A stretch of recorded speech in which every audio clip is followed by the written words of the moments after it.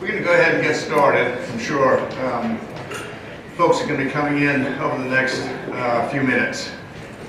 Allow me first to thank the Midwest Manufactured Housing Federation for inviting us to be here today. We really do appreciate being here and always enjoy talking to as many community owners and other folks in the industry as we can.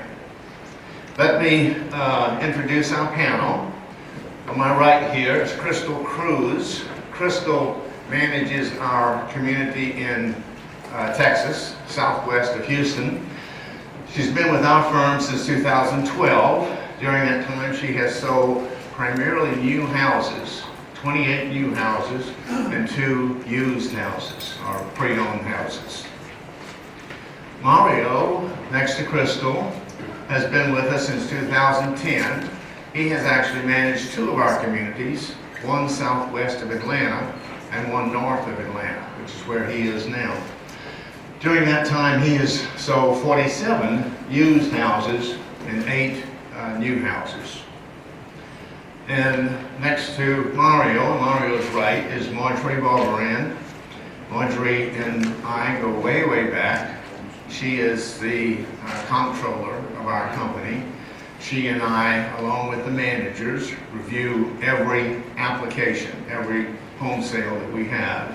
So during that time, Marjorie has reviewed applications on 700 used houses and 52 new homes. And I'll tell you more about those new homes that we've sold over the past 6 years. And then, oops, what happened to David? Oh, there's David. On Marjorie's right is David Voss. David and I have become good friends over the past 5 years or so. He has 8 communities in Illinois and Missouri. He originally got into the business as a setup and moving contractor, realized the potential and advantages of owning a community, so began buying communities and now has 8. He's also done a lot of work with repo houses, where he's bought the repo houses and fixed them up to sell. He can tell you about that experience that he's had with them, some good and I guess some not so good. And David has also sold a number of houses in his communities to Hispanics. So I think some of his comments will be very interesting. So a little bit of background. I hope you in the back of the room can see all of the slides. I've got a lot of slides to go through. I'll be talking for about 30-35 minutes, and then what I want to do is turn the floor over for a question and answer, because these are the guys that are dealing with the customers all the time. They're the ones who are actually selling the houses. We compile and review, analyze quite a bit of data. I've been in this business since 1984, I guess it was, and most of what we do is based on objective analysis of data that we collect and compile. Please hold your questions until the end. All of the slides have slide numbers on the bottom right corner. If you see something you want to come back to, please make a note of that slide number and we'll go back to it. You're welcome to take pictures of anything that's presented up here, but I will post the presentation on our website, and you're welcome to review it anytime you want to. So a little bit about our background. We're a small operator. We only have 4 communities, 3 in the Atlanta area, 1 in Texas, a total of 450 sites. I wish I could be talking with you about hundreds and hundreds of new home sales, but I can only talk to you about 52 new homes that we've sold over the past 6 years, and lots of used houses that we've sold over the past 20-something years. What we lose, or maybe don't bring to the table in terms of big numbers, I hope we make up by being very consistent over the past 25 years or so. We've used the same lease option contract on every transaction we've ever done, and from the get-go, we entered data into databases and have maintained that data. So the data that we will be showing you today is as accurate as we can make it. As I mentioned, one of our communities is in Texas, and as you may know, the Texas economy is heavily influenced by the oil and gas industry. So it's been a plus and a minus over the past year or so, 2 years, since gas and oil prices have come so far down. So we'll talk a little bit about that. And lastly, I just want to comment on the fact that what we're talking about is our experience. And our reason for being here is to share with other community owners anything and everything that we do. We are strong believers in the idea of us community owners networking with one another.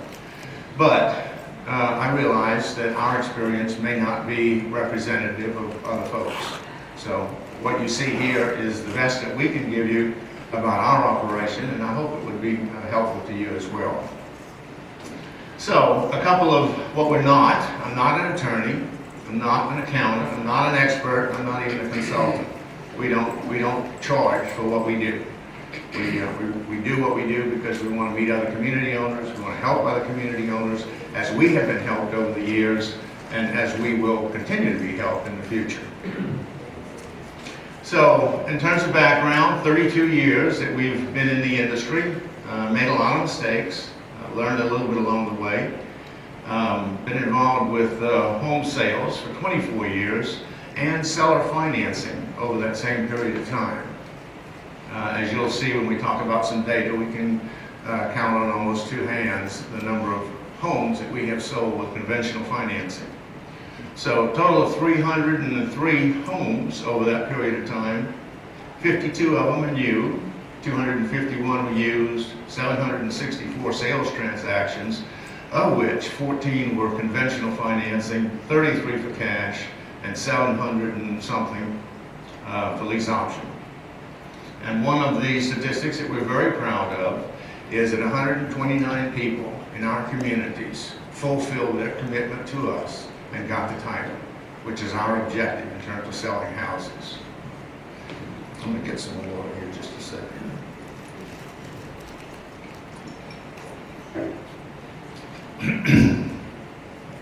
As I mentioned earlier, we have used the same lease option contract over that entire period of time. When the SAFE Act came out, I got the SAFE Act licenses because I thought I needed them. And at that time, our attorney tweaked our lease option contract, made a few minor adjustments to it. But for all intent and purposes, it's been the same contract for 20-something years.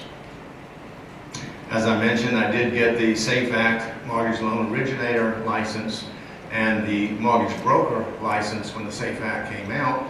I thought I needed it, and I decided that I didn't. We notified the state that I wouldn't be using those licenses for the lease option contracts that we do. So I have had the license for 6 years, 7 years now, and have not yet originated the first mortgage and don't intend to do so.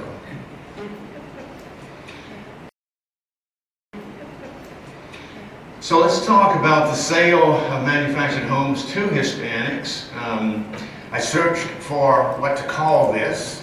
I thought about things and steps and parts and whatever, and settled on best practices. So I'll be talking about 12 best practices that have worked for us in terms of selling to Hispanics. Number one on my list is have a Hispanic person in the office. I have talked with people over the years who say, can I get a resident who lives in the community to come in and interpret for me? And that doesn't work. And can I hire a part-time person, and when someone comes in the office, I'll just call and they'll come over? I'm telling you, it makes all the difference in the world when someone walks in the front door and they see a Hispanic person managing that community, sitting behind the desk, being responsible for everything that's going on. So if I don't convince you of anything else today, I hope you take this away with you. This has been probably the most important factor for us in terms of selling homes to Hispanics. In terms of what we look for, in terms of that Hispanic person, as all of you know who have communities, we're looking for someone who has a sales personality, but also attentive to detail. Somebody who can balance a checkbook and who can add up a deposit and make sure it balances at the end. And those people are hard to find. You can usually find one or you can find the other, but it's difficult to find somebody with both. Obviously, we want somebody that we can trust. We want somebody with integrity, because we serve both the Hispanic market and the English market. They have to be bilingual. As I say, they have to have a sales attitude and be attentive to detail. Number 2 on our list gets into the area of our experience of new homes versus pre-owned homes. And I'll be spending a lot of time talking about this whole concept of us selling new houses. It was something relatively new for us 6 years ago. This, 6 years ago, is what we bought.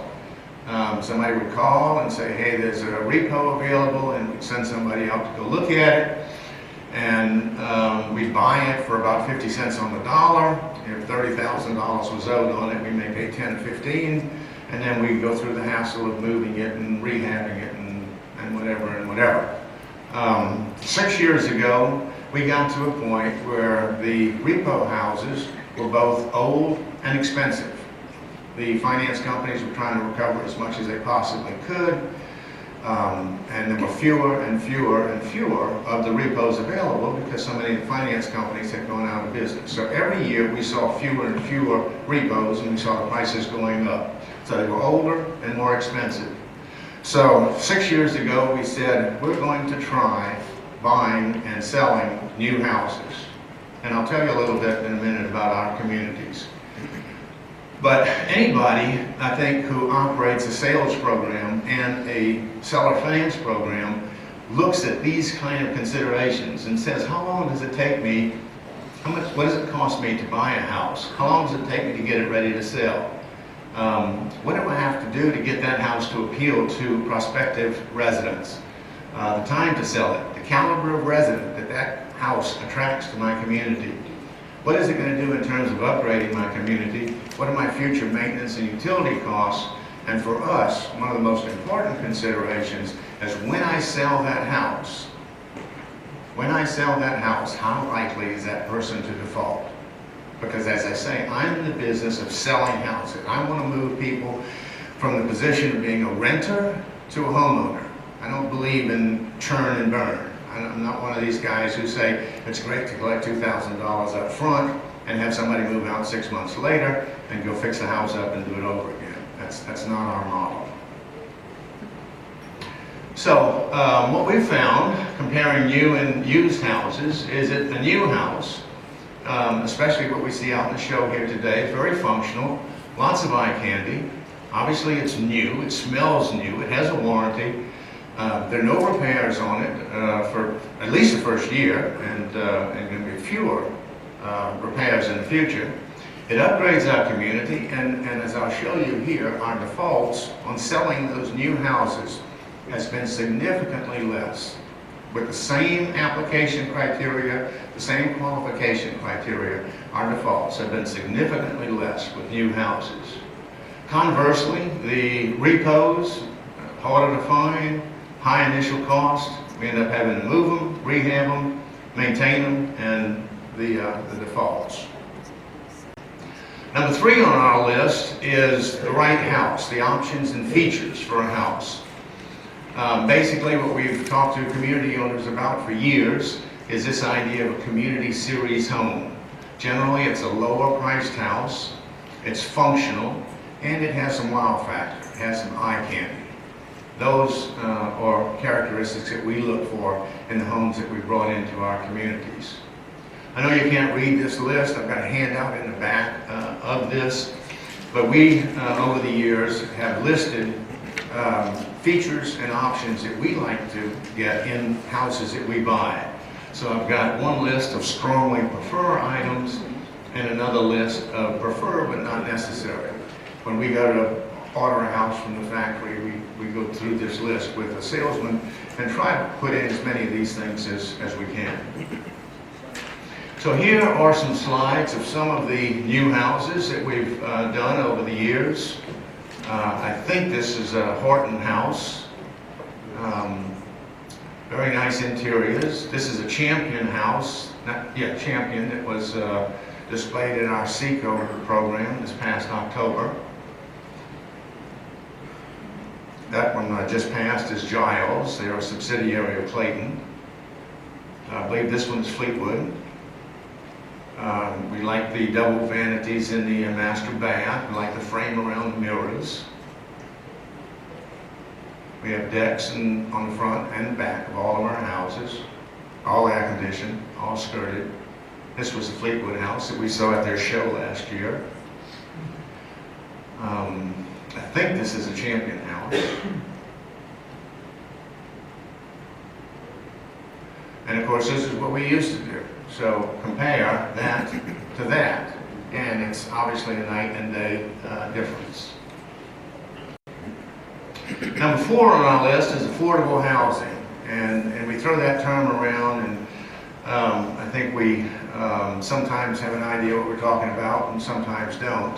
But if we go to the internet and look for a definition of affordable housing, what the definition says is it's what someone can afford who earns a median income in an area. So, for example, if the area median income is $32,000, and we allow 30% of that for their front-end debt-to-income ratio, which is their housing costs, then $9,600 a year would be their housing costs, which is obviously $800 a month. And if our lot rent is $300 and our house payment is $500, then according to that definition, we would be providing affordable housing. There's a question as to whether or not housing costs should include taxes, insurance, and utilities. Some say yes, some say no. When we calculate these ratios, we don't count taxes, insurance, and utilities. We count the lot rent and the house payment. This is something I ran across recently. It's demographic data, which is available on any site, any location. It's available from a company called Sites USA. I know you can't see that slide very well, but what they've done is define several rings around the site, and then what they do is produce a 9-page report for each one of those rings. Here's the first page of the report. It has population and age and median income and so forth. So when you're looking at your community and trying to decide, can this community support these houses, I think it's a good idea to pull these reports and go in and look at the median income in your area. The report, as I say, is 9 pages. It sells for $99. But an even better deal than that is a broker in Atlanta by the name of Max Baker. Max is always interested in meeting new community owners, and he has an unlimited subscription to this service. So if you call Max and you say, hey, I'm so-and-so and I'd like to stay in touch with you, Max will help you get this data on your community at either a discount or free. He's a good guy. Number 5 on our list is an attractive community. One of the things I want to impress on people is that when we started this a number of years ago and began selling houses, our experience before that was selling these repos. And we tried everything with selling the repos, $500 up front, $1,000 up front. And what we found is some difficulty with people coming up with $1,000. So when we went to the new houses, we knew we wanted a much higher down payment. We wanted $3,000 or $4,000 or $5,000 up front. And none of our communities are what you would refer to as a 5-star community. There's no pool, there's no clubhouse, there's no jogging trail. They're nice, all-family communities. All the hitches are removed, all the houses are skirted, all have decks and porches on the front and back. We prefer, of course, the newer houses to upgrade the community. The streets and common areas are maintained. Obviously, we have rules and regulations, and I'd like to think that we get rid of the tenants that are undesirable and end up with the ones that are good people. So you may be thinking, well, I don't know if my community can actually sell or afford these new houses where the payments are chasing $500 a month, plus lot rent, plus a down payment. And my comment to you is build and they will come. They're not going to come as quickly as if you're offering $500 up front, but they will come. In your area, there are people who want to live in your community who will come up with $3,000, $4,000, or $5,000 and be able to afford these payments. Number 6 on our list is the seller finance program. As I said, 20-something years ago, we began selling houses using a lease option contract. And that's all we've done for 25 years. When the SAFE Act came out, there's a lot of interpretation about what you should do, but there's not much question about what you shouldn't do. You should not, you cannot originate a mortgage without a license. If you are doing what community owners did 10 or 15 years ago, with a promissory note, an amortization schedule, an interest rate, that's a mortgage. And you can't do that without a license. And if you do, you're going to get tagged sooner or later. I don't know of any, well, I should say, I heard a few years ago about a community owner who, I think it might have been a retailer, as a matter of fact, who was originating mortgages and got a cease and desist order, maybe got fined. So we know what we shouldn't do. Mortgage law is very complicated, and it's state by state. So regulations like the SAFE Act are federal legislation which are interpreted at state levels, and consequently some states are more receptive to it than others. Georgia, for instance, and Texas, where we operate, tend to be two states that are very not opposed to it. And there's probably a dozen other states that we know that are also fairly receptive to this idea. So in a seller finance program, obviously we want to be a dealer. We want to buy the right home for our market. What used to be an office where people just came in and paid rent needs to become a sales center. It needs to look like a sales center. We need a marketing and advertising program. And in my opinion, a lease option program of seller financing. I will say though that there are alternatives out there to seller financing, and Ken Rischel has a program where he will help you implement a captive finance program, which is certainly a viable alternative to lease option. In terms of marketing and advertising, Maurice, can you, I guess, hit replay?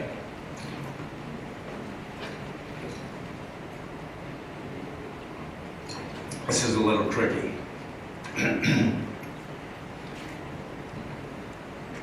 The pad doesn't work, Maurice. I have it on the mouse. Just use the mouse. There you go. This is something that we've been using for about a year now. We have tried doing full videos, and what we found, and you probably find, is that if you do an entire video, it takes a lot of time. You got a lot of time to do the video and a lot of time to edit the video and add the music and the captions and so forth to it. This is a company that we ran across, as I say, about a year or so ago, and it simulates a video presentation by scanning across still photographs. And we found that if we put 4 photographs in, it stays on the photographs about long enough that it does a 1 minute, a little bit more, maybe minute presentation. But it's worked out really well. Mario has handled most of those for us. And Maurice, if you don't mind playing that one more time, I want to point something out. But it's been really good for us in terms of an alternative to a full video. You'll notice over here are the captions of the 4 different pictures. When you enter the address of the property, it automatically creates a map for you. It also identifies schools that are close to it. It generates a flyer based on the detailed information that you put in here and the photographs. So this one service, and it's very inexpensive, a couple $100 a year or something like that, for an unlimited number of these, they call them tours, these video tours. So this has worked out very well for us. I like this idea. When this finishes, Maurice, if you would hit, I guess, escape to go back, and then shift F5.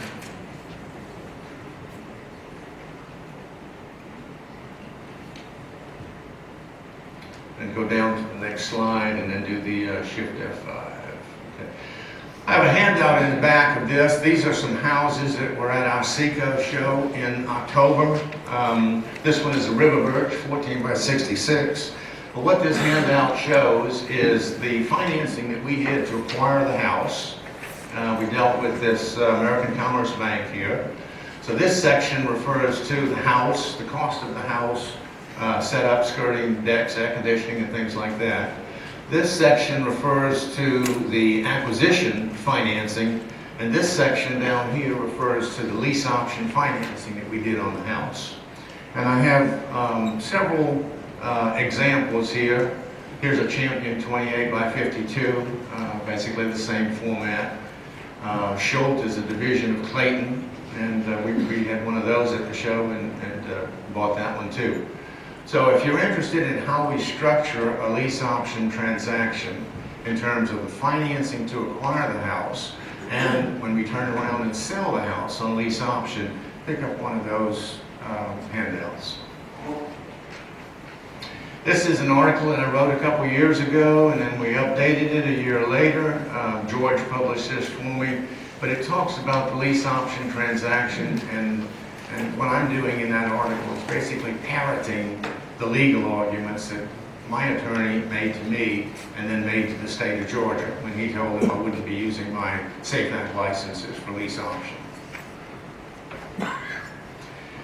I also have a website that talks about lease option, and I'll give you this website at the end, but I've tried to post articles that other people have written and that I've written about the whole idea of lease option, and we've got sample transactions and sample contracts and so forth and so on. Just posted as much as I could on that website. Number 7 on our list is Spanish promotional material. Obviously we want to communicate with the people that we're selling to. Website, flyers, we advertise on rentalhomes.com, we advertise on MH Village, and the property panorama is the video tour I was showing you a few minutes ago. Number 8 for us, this is a big one. We want to qualify the buyers that we sell to. Anybody can sell a house if they only charge $500 up front and the payments are $300 a month. People will flock to you, they'll line up outside. But number 1, you can't get the payments that low on a new house. And number 2, if that's all they have committed to the transaction, the likelihood of default skyrockets. So we've found that we have to be a little bit more patient to find the right people. And we go through the entire list. Everything that a conventional lender would look at, you'll find that we look at. We're pulling the credit, we get the criminal report, we calculate the debt to income ratios, we verify the employment. Everything that a conventional lender does, we're looking at also. So in terms of qualifying buyers, we use something that we refer to as a pre-qualification worksheet. And the idea behind that is to eliminate the unqualified people as quickly as possible. Our managers don't have time to show a house to everybody who wants to go look at one. They don't have the time to sit down and talk to people and establish rapport with them and get to a point where that person finally fills out an application, finally pays a $50 application fee, and then we start processing it. So we wanted something to eliminate the unqualified people as quickly as possible. Obviously, we want to eliminate a renter. We're looking for the guy who's renting now but wants to become a homeowner. Somebody with insufficient income. It's too bad that when somebody comes in and they're making $1,000 a month, they can't buy a $40,000 house. It's just the nature of the beast. Insufficient down payment, same thing. We want enough of a commitment that they're going to stick with the transaction. We don't want the person who got a raise and then goes out and buys a $50,000 truck.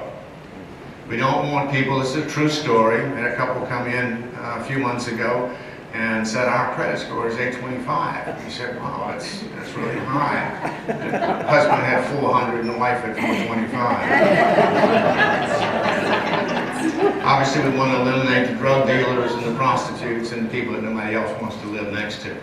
So with this pre-qualification worksheet, our script goes sort of like this.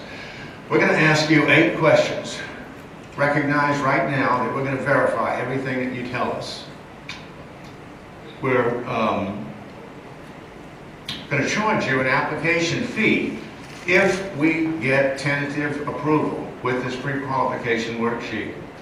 If the information that you've given us is true, and we charge you an application fee, and we turn you down, we're going to give you the application fee back.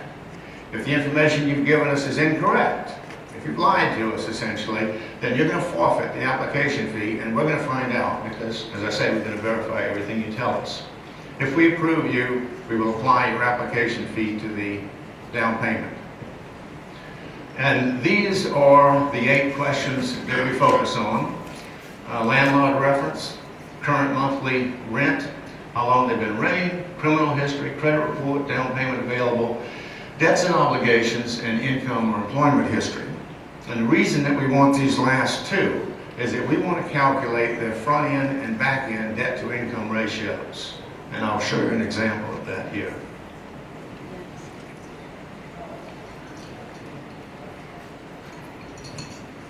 So the front end ratio, or what George refers to as a HEF, housing expense factor, is, according to federal guidelines, should not exceed 30% of gross income. And the back end ratio, which is housing costs plus other debts divided by gross income, should not exceed 40%. So here's an example: $27,000 a month, $300 a month in child support, $3,000 a month total, $300 for lot rent, $500 for a lease option house payment, $800 total, $800 divided by the $3,000, 27% front end debt to income ratio. That is acceptable to us. Where we usually run into problems is the back end ratio, because the back end is looking at the housing costs plus any other obligations they have. In this example, $350 child support, $1,150 divided by the $3,000 is 38%. So this would be acceptable to us too. Has a acceptable front end ratio, an acceptable back end ratio. But what usually happens, or frequently happens, is that we start looking at their other obligations, and they have something like a $400 a month truck payment. So now you've got $1,550 in total obligations, which raises their back end ratio, in this case, to 52%. So frequently we find people passing the front end ratio, but failing the back end ratio because of these debts and obligations that they have. This whole idea of calculating debt to income ratios is something that you can find condoned, if not recommended and required by federal regulations. The buzzword that they use is ability to repay, ATR. If you do a Google search on it, you'll find dozens of federal regulations that talk about a lender ensuring that a borrower has the ability to repay. If we don't do that, we can actually get in trouble. If we don't confirm that somebody can actually repay the loan, then we have probably done a disservice to the borrower. Here's another article I wrote about the pre-qualification worksheet. George published this with his COLA 7, and I've got a copy of it in the back as well. Number 9 is closing documents. We want a Spanish version of the contract. It's information only. The legal contract, of course, is in English. But we review every page with the buyer. When we're closing, it's not a matter of here's a 12-page contract, is everything okay, sign it on the last page here. We want them to go through every paragraph, every word. So our managers read that contract and go through it with them. We have their initial on the bottom of every page, and we actually record every closing. So if there's any question later on about who said what, we've got a video recording of it.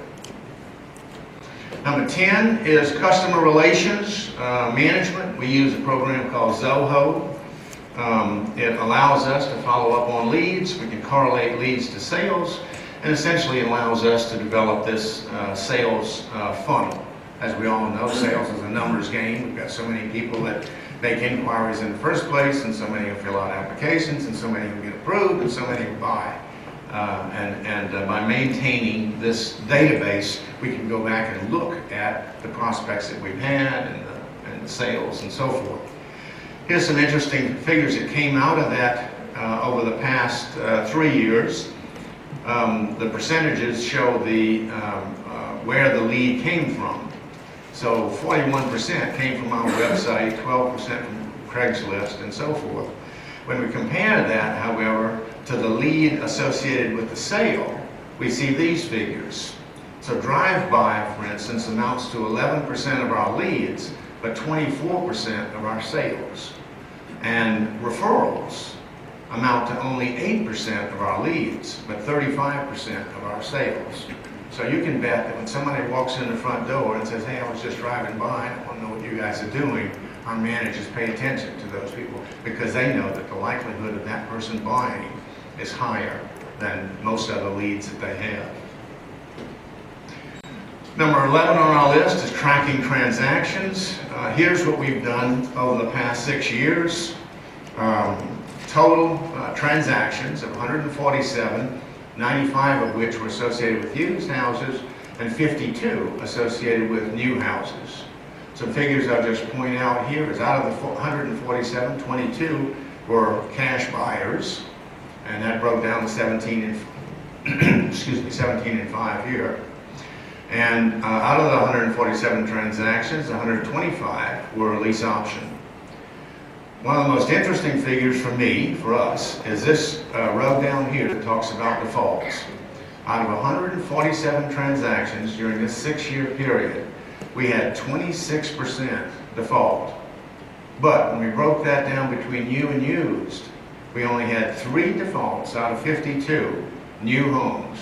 6% of those defaulted over the 6-year period versus 37% with the repo houses. And the repo houses that are fixed up as nice as we can fix them. The buyers are going through the same qualification process. We use the same PQW on everybody, a pre-qualification worksheet. So it's not an apples to oranges comparison. It's a used house versus a new house. And our experience with default, so the numbers kind of speak for themselves. When we look at defaults on a year basis, 13% of the transactions associated with used houses defaulted within the first year. An amazing statistic. You think somebody comes in and pays $2,000 or $3,000 to move into a used house, and 13% of them default within the first year versus 2. And that one new house default just happened, what, 2 months ago, 3 months ago, something like that, November. The second year, it's 10 versus 0. The third year, 10 versus 2. The fourth year, 4 versus 2. 5 is 0. 6 is 0. So in total, it's 37% defaults on the transactions involving used houses versus 6% on the new houses. This is what our default rates have done since 2003. They've obviously come down, and I'd always like to see them lower, but I'm pretty happy, I guess, with where we are now. Obviously, we try to give as much thought as possible to what is affecting our default rates. And when we went back and looked at this, what we concluded is that the 2 most important reasons that our default rates came down were, 1, because of the pre-qualification worksheet that we use, and number 2, the fact that we've been selling new houses.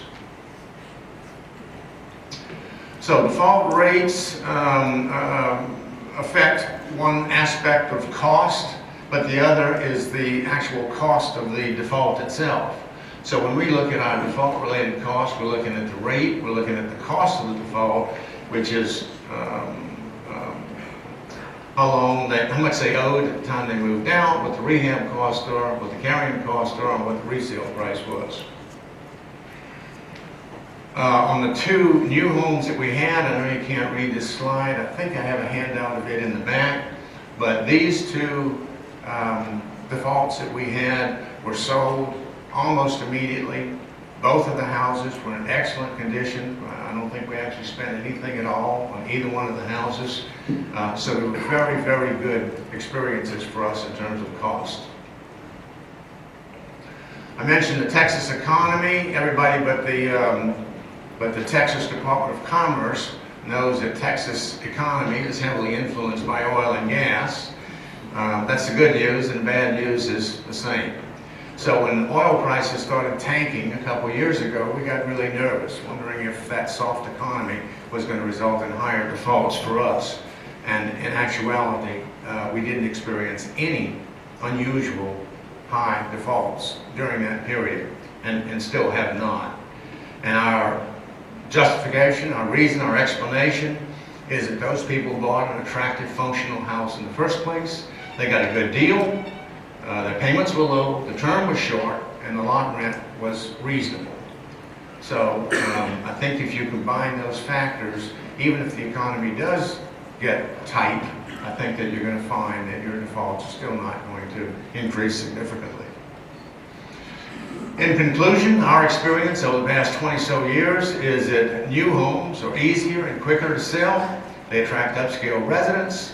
They attract satisfied buyers, fewer defaults, and they upgrade our communities. So we have obviously become believers in the Community Series home. Number 12 is publicize the transfer of title. We take pictures of everybody who fulfills their obligation, and when we give them the title, it's a big thing for them, and it's a big thing for us as well. And number 13, I'll just throw in, is networking. I encourage community owners to meet other community owners, to attend meetings like George's or SECO or this one, and meet people and talk about the problems and the opportunities that they have. Because we, as small and mid-sized community owners, don't really compete with each other. We all have similar problems, and we share solutions. So in terms of these 13 factors, there are the 13 that we talked about. And out of those 13, about 3 are really unique to the Hispanic market. The Hispanic personnel in the office, the Spanish promotional material, and the closing documents. But most of what I've been talking about applies to anybody, whether they are a Hispanic or otherwise. And every once in a while, somebody will say, what are the most important factors? If I had to rank those 13, I would say qualifying buyers are probably close to the top of my list. Number 2 is a Hispanic person in the office. Number 3 is a good seller finance program, an attractive community, new homes, and networking. And lastly, I just want to comment on the fact that when we talk about appealing to a particular segment, we need to be aware of the fair housing laws. We know that we can't exclude or discriminate. So we're not excluding anybody. We're attempting to appeal to Hispanics. Some people have actually gotten in trouble saying that they cater to a particular ethnic segment. So we don't say that. I would hope that it's okay for us to say that we encourage or accommodate a particular segment. But be aware of these federal housing laws. So that's all I have. Here's our contact information. And what I want to do now is turn the floor over to questions. George Allen. Pedro, I have a question for your panelists up there. They've been talking so much. Is there a particular bedroom, bathroom count that you try to focus on when you order new homes? And do you limit or set any kind of limit on the number of individuals, children that live in a particular home? We look for a 3-bedroom, 2-bath. Can't hear you. We are looking for a 3-bedroom, 2-bath most of the time. Sometimes we get 2-bedroom, but 3-bedroom, 2-bath is our magic number. How many kids? Ideally 2, but between 2 and 4. More than that will be, too many people.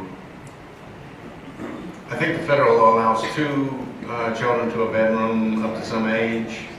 Maria? Yeah, 2 per bedroom plus 1. Okay. 2 per Yeah. One in the kitchen. You can put 1 in the living room. Oh.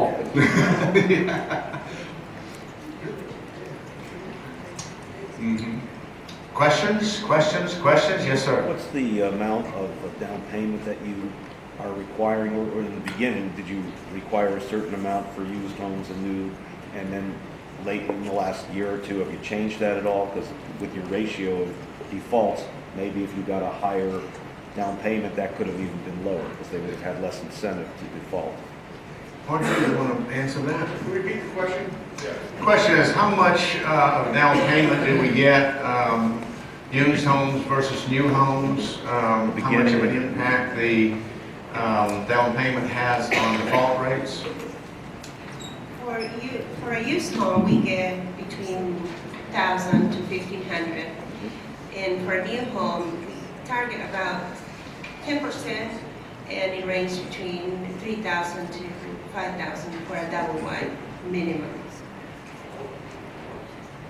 We have tried reducing the down payment, knowing that we would sell more houses and our default rates skyrocketed. Yes, sir. Sam? What would you recommend as the best way to reach the Hispanic community in their newspaper advertising, and should it be in their native tongue? Crystal manages our property in Texas. El Campo, Texas is significantly Hispanic. I don't know what the population is, but I'll bet it's, what, 30, 40%? 40, yeah. So you want to answer Sam's question in terms of reaching that community? What's the question? Question is, how do you reach the Hispanics in a particular area? We do our advertising. It's usually in English, but when they come to the office, we do speak to them fluently in Spanish. So we answer all of their questions in Spanish that they need and that they have. So it's usually us speaking to them in Spanish is our best way to sell to them. Would you repeat the highlights of that? I didn't hear it all. She's saying that it's very important to speak to them in their native language. So speaking to them in Spanish is very important to them. He was asking Crystal about actually reaching them. How do they find out that we have houses for sale? Primarily Online drive-throughs? is usually referrals. Referrals, okay. Referrals from other Hispanic residents. That's exactly what I was going to say. Maria? Your best opportunity are your residents, because they all want their families, their friends, everyone. Once you have established your community as a great place for them to live, and then, word of mouth is the best way. It just travels. They want all their friends and families to come and stay there. Pretty close. It's your With business. us, what we did too, we did our yard signs in both English and Spanish. Now, what we did originally, we were trying to target the Hispanic people, so we have Tyson Foods in Sedalia, Missouri, and who employs a lot of Hispanic people and bring them into the community. So we put up yard signs out along their road coming to our property. Now, we have a real good communication with the people from Tyson Foods, and one of the lady there who takes care of bringing people into the area, she right away contacted us and said, we don't mind your yard signs, we're happy to see that you're trying to bring in residents, but you have to have some of the signs in English too. Otherwise it's you're catering to one type of, so then we alternated one English, one in Spanish. Another thing that we do is go to the churches, and they help us a lot. We do parties inside the communities. We try to bring people from outside, and that's a big help. Getting your Mexican restaurants, the church, trying to get involved with the people, and always say hi to the people, be friendly to them. That's very important. Ken? Yeah, Spencer, do you guys order your houses any differently for the Hispanic market, either on the exteriors and interiors? Crystal? Question? Ken's question is, do we order different houses for the Hispanic buyers versus the gringos?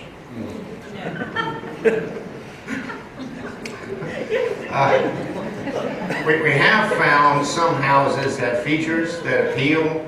I don't know if you noticed in the pictures, we had the Schultz house with the archways and the rounded corners. The feedback that we got on that was very, very positive. But for the most part, I guess, no, right? George?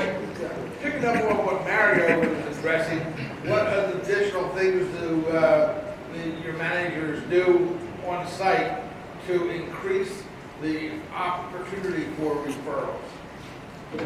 Flyers. I go to Spanish stores and put flyers, put my business cards, talk to the people. You have to drive around the town to all the businesses, and you offer your services. How about incentives? You know, sometimes you can offer your $250. residents incentives for, you Referral know, fee. rent credits, all kinds of, you know, cash, whatever, you know, you can. We actually have an incentive where, we offer the resident a $250 referral fee for each sale. That's another option. We give 2 months free lot rent. Pay for the house with 2 months free lot rent. Exactly. I see Bruce Savage back here. How about the role of testimony of people who bought homes and they really found it very positive? How do you utilize that as part of your marketing? I don't think we've used that, Bruce, as much as we should have. We did a video a few years ago when we put some ads on television, and it was all testimonials, but as you know, television is very, very difficult for us to justify the cost on, so we ended up scrapping that idea. But I think we should have more testimonials than we do. Just a suggestion, testimonials in your sales centers or in your community centers or anything like that where people are coming through to see that other members of the community are buying these homes, might be experience, things like that, just open up doors in so many ways in the form of psychological. I think that's a great idea. Spencer. Yes, ma'am. I want to add that as far as targeting the Spanish, we have Mundo Hispanico newspaper in Atlanta. That's what we usually advertise, and that's how we started when I started working with Spencer. It was a small newspaper, now it's bought by one of the biggest newspaper in Atlanta. But that was the first introduction to the Hispanic community, because at the time that I started working with Spencer in the early 90s, it was not many. Right now it's growing really fast, but that was newspapers. But as we grew on, as Maria said, as we grew with the community and most Hispanics, then they went to the church and they went to different other groups. So they have soccer teams, they're all Hispanics, and the word of mouth is the major advertising for us and encourage them to get the referral fee. And the way that having someone who speaks to you the same language, and I think it will work in that in any language. You know, if we have a Chinese person, they'll bring Chinese people too. So I have seen locations where they have Russian people, so they bring more Russian people to that location. So it's up to what you want. For us, the Hispanic had worked because he hired a Hispanic person, and I wrote a lot of people because they thought, oh, there's someone who speaks Spanish there. So word of mouth is the main thing, and the way you treat the people in the from the office to the residents. Cindy Simmons, I see in the back. Sure. What helps us really well is we hooked up with local interpreters in the community, and that's been a really good way for us, because then it's also word of mouth, because once they know you're willing to work with them in their homes, there's other people that go to the translators and says, well, who does this, we're looking for this, and that's all the advertising we do, is strictly word of mouth. We've got a little network of people who can help with translating, with documents, with showing the homes, all that, it's what we do. It's an excellent idea. In your office, it's fluent, you just go to and you do it that way, and it's Right. they're willing to help, and the translators don't mind coming out to the site, and it works really well. So you're going to people in your community who provide services to the Hispanics, translation or otherwise. They know what's going on, they know who needs help, you know, who's looking, I mean, they're well. Sure.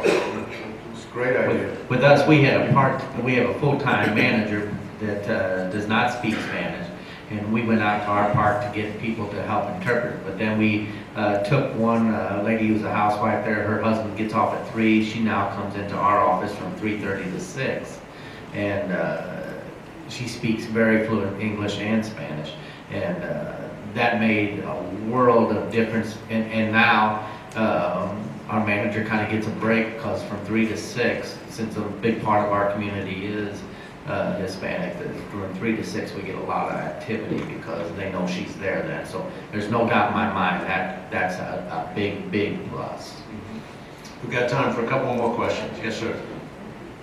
Going from like, we're being used to buying repo, and you're talking about switching over to new homes. Can you speak just about the acquisition cost, or where you, how you go about getting funding for all these new homes? His question was, when you go from buying a $10,000 repo to a $30,000 new house, and you're gonna spend another $10,000 on setup and skirting and decks and air conditioning and so forth, where do you go for financing? A bank in the Atlanta area by the name of American Commerce Bank really jumped on this idea of providing financing to community owners to buy houses. And they are now doing business as far away as Chicago and Texas. So you being in Georgia would be right down their alley. But also, for years and years, we have dealt with private investors. People with self-directed IRA accounts will lend money, and nowadays, I think they died and went to heaven to be able to get 7 or 8% interest instead of the 1% that they're getting now. Yes, sir. Any of you ever had experiences where a business, a factory was coming in and was going to employ hundreds of people? Have you ever gone after, let's say, a blue-collar working type of class that would be, wanting to move in and needing housing? Have you ever approached that at all? His question was, if a factory comes into your area, would you approach them and talk with them about their employees getting housing from you? Mario? Yes. As soon as we know it, I actually go to the factories and talk to the human resources to see if we can, offer the homes inside the factory. Most of them say no, but at least they will know about us. They will, if the business card. Right, no, but I mean, independently of that, if there's a way, if it's there, instead of waiting for a yes or no from the company there, is there a way that you could target people? They'll be moving in, they'll be needing housing, they'll probably be watching their expenses. With us, we do that with Tyson Foods. Whenever Tyson's got some kind of an expansion project going on, and then you hear the first parts of it in the newspaper. And one thing with us too, if you're going with one of those bigger companies, like for instance, like with Tyson, we know that all of our people that are coming in are going to be legal immigrants. They're not going to be illegals, because Tyson wouldn't begin, before they step in 1 foot inside, they make sure they have all of that documentation correct. Where we did have a little bit of a problem with, we had a landscaping company who brought in new people every year, and some of those weren't legal up front. They were just here to work, and good folks, but we didn't catch it right away.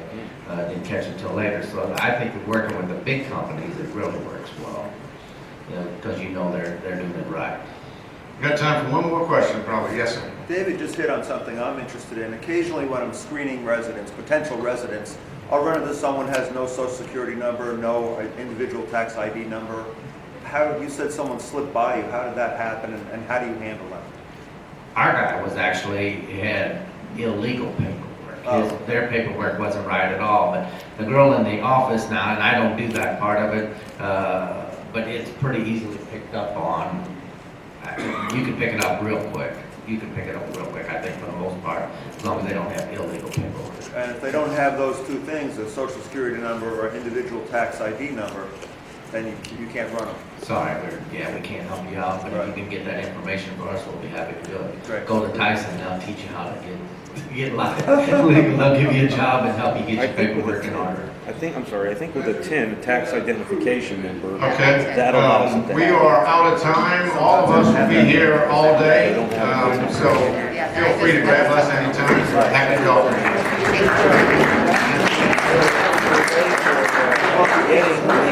go.